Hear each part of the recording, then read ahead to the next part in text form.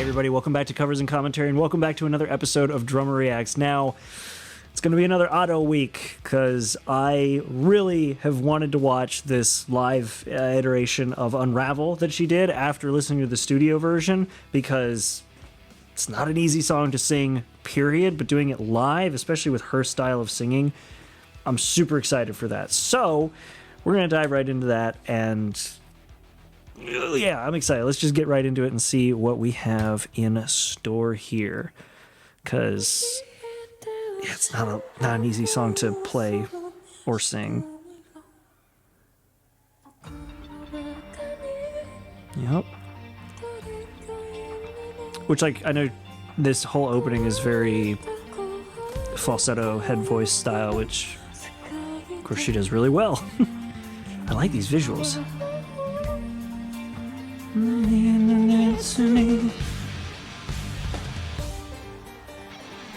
Credit to the band too, like I played this for a talent show once on the drums and it is so hard to play.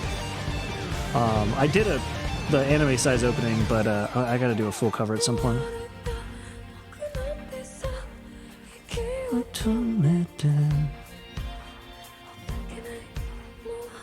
She's doing a lot more of the whisper vocals than anything else in this. Yeah, hold on, I want to go back. Sorry, I'm pausing because something I'm noticing is like, I'm trying to remember if she did this in the studio version as well, but like, she's staying a lot in the falsetto, like her head voice, but then like some of it is almost like whispered, like especially the ending of that one part was whisper quiet, which like fits. I mean, you're definitely trying to build the anticipation of the chorus for the audience in this case, since it's live, but like the level of control she has at even those quiet levels is nuts.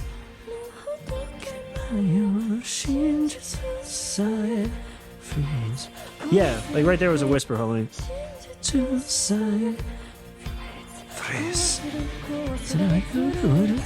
a little bit into the chest voice here. Oh! It's so good.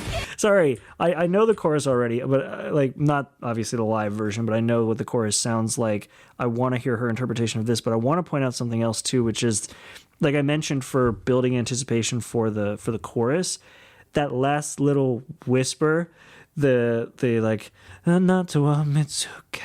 and she whispers it.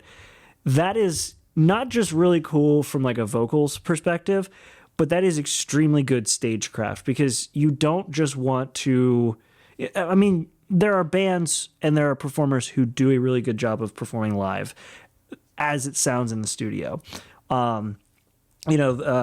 First Take, when we listened to Daddy Daddy Do, that was not a live performance per se. It was still technically a studio, but it was a one-take deal with everybody, and it sounded just like the recording. That's fine, but if it was like that on stage and you're not really engaging with the audience, you build this separation between the audience and the band members on the stage.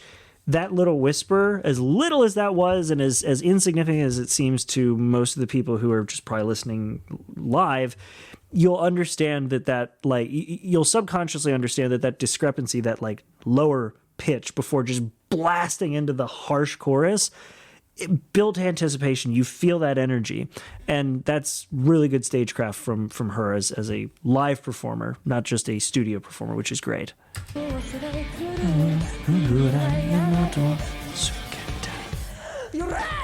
Yeah, and she just goes right into it.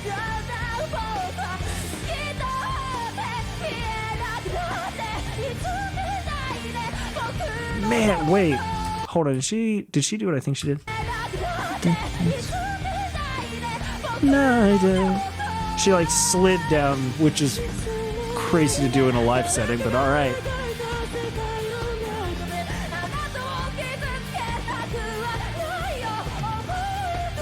Dang.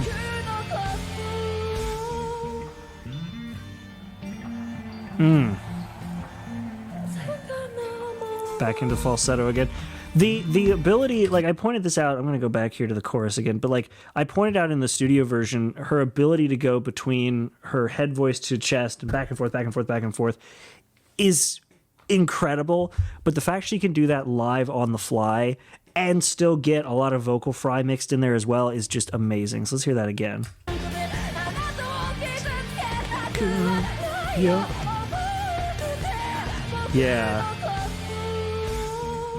I love this stage setup too. That is so cool.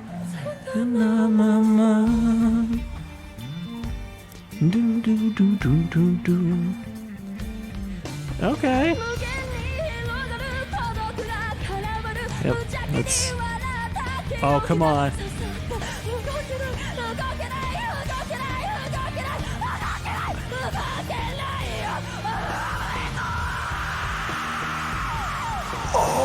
Oh, okay. All right. Oh, and of course, it's the most replayed section. I want to point something out. I don't know if anybody has noticed this because this is my first time listening to this, so I'll be curious. After I watch these, I usually go and watch other people's reaction to it just to see what they picked up on, because I always learn things that even I missed. But this part where she screams, so no, number one, she starts out with like, oh, and then goes right into the harsh vocals. But yeah, she just lets the screaming part go way early, which is fine. But I want to point something out with this scream here, the long scream at the end, which is incredible. So it's hard to pick up. Well, I don't know. I picked up on it. I'm going to point it out here. I'm going to listen to it one more time. You'll hear the echo. So there's a. Well, of course I hit the wrong point here. Yeah. Yeah, so of course you're going to have reverb when you're on stage. They add that to the vocals to help them sort of sound better on stage. But whoever the sound engineer is running this nailed the timing for cranking the echo on her channel on stage. Like they cranked that echo during the scream, so you get that lingering echo of her scream at that point running through the rest of the audio. So even after she stops, you still have that echo going through. That's really cool. That is another really good example of stagecraft, because it's not just the people on stage, but the people who are making sure that the band is mixed together well for the audience to hear. That is a skill set in and of itself that I have a massive amount of respect for. And that was a really, really good example of fantastic audio engineering work for whoever's doing all the sound mixing live at this performance. So let's go ahead and listen to that one more time because I love it.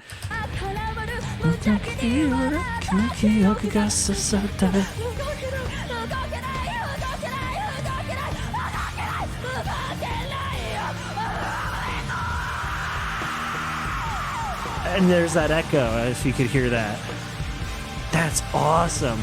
Oh, okay, let's have a listen to the solo here.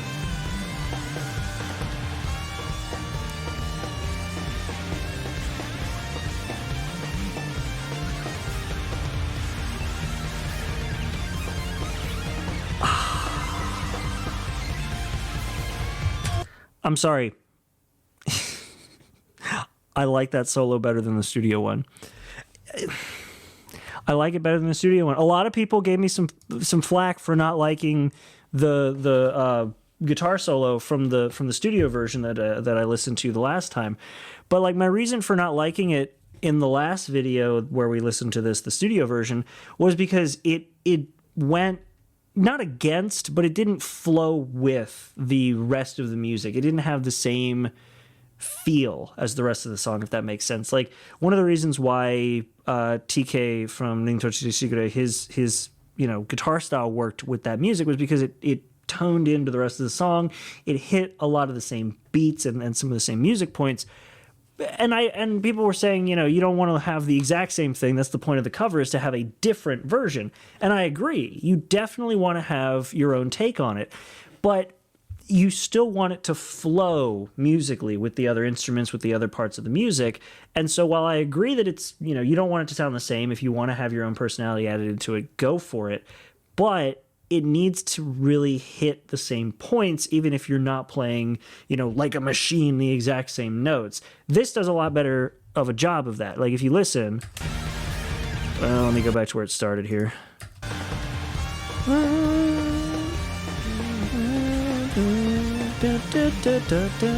So he's doing all that, and you're still getting that like ba ba ba ba with the drums.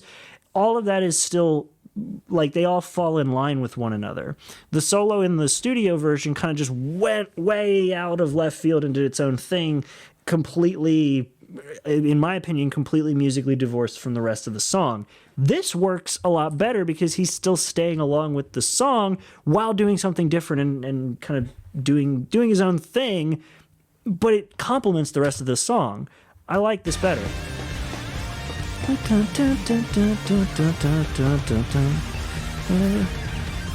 Yeah, like he's kind of going nuts here, but that's the point where the cymbals and the drums are already doing their own thing. So yeah, I will say I still don't like the fact that he lets it ride into when the vocals pick up. That's just a thing for me. I like the fact that the whole point of that moment where the vocals kick in and everything drops out is that you are isolating the vocals and the few instruments that are coming back in to really bring the tone of the song down to have it come back up again. It's fine, but that's the only thing I think out of this version I don't like. The rest of the solo I like way better. So, enough of that. Let's move on from the solo before I get more flack.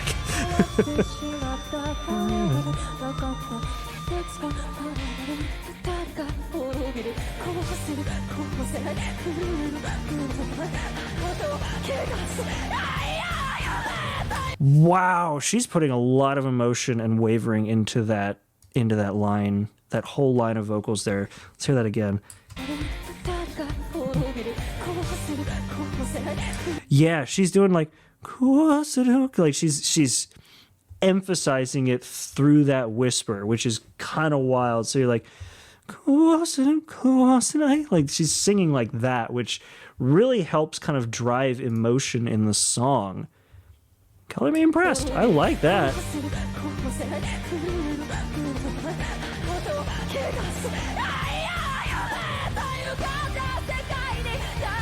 And also, something you can notice with this live version is you can just hear the breath control, which is, her breath control in this is insane. They're like, because when you're singing, that is one of the most important things, and you can tell that she's really, really forcing the breath in and back out, because you can hear that like every time she breathes, which, man. God, and that scream!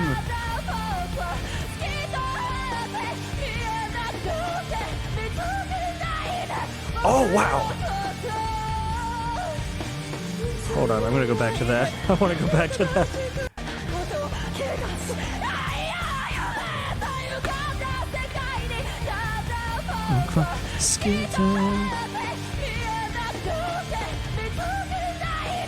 Man, it's just screaming in that part.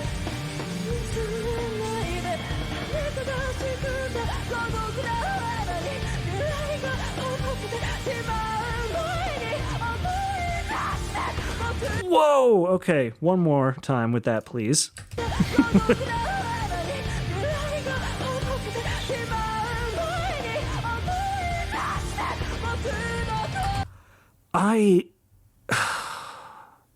I know I got flack for the last video saying that it didn't, like, I was comparing it to the original and everybody was saying that I should really, appreciate it for what it is. I love when people take liberties with songs and make them their own, like take covers and make them their own. I love when people do that. And this is a perfect example. Her using that just uncanny ability of hers, both in recordings and live, to take a scream for this song or adding vocal fry. In this case, it's just a straight up scream, but like adding vocal fry or adding a scream into a section between clean vocals, like a drastically different style of singing in the middle of two other drastically different styles of singing. Being able to do that is insanity. And I love it. I love it. So no, I don't want the song to be a carbon copy of the original, but I want it to really flow the same, if that makes sense. Like, I want to have the same feelings while you do what you want with the song. And this is a perfect example of this with her vocal style and throwing these screams and vocal fries in there with the rest of the song. It's fantastic. Let's hear that again.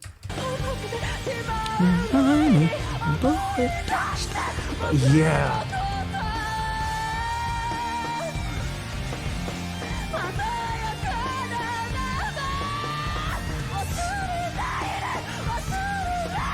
Oh.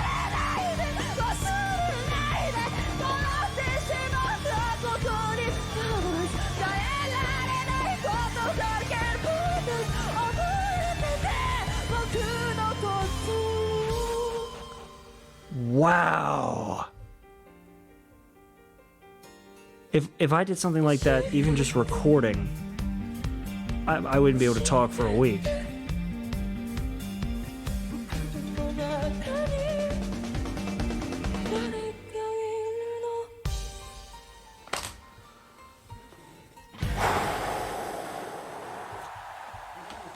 Holy cow. Holy cow, we're going back. I want to hear that last like I want to hear that again. So like just for context, this whole ending bit where she's just screaming her head off between clean vocals and going back, the fact that she did all of that and then was still able to hold an accurate note in like her head voice with her falsetto is just insanity.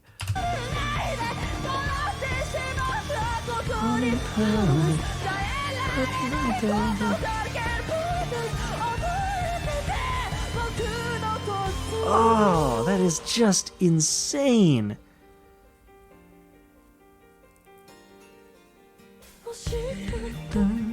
Yeah, perfect clarity in her head voice after all of that.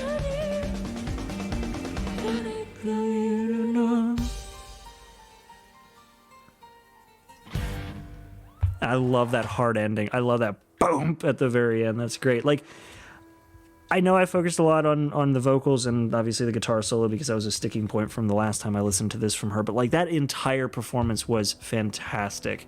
It was amazing. Like the drums on that are pretty difficult to do. It's fun to hear everybody do their own take on it, and this was perfect. The bass, I love the bass on this because it plays so much on the higher notes on the bass guitar.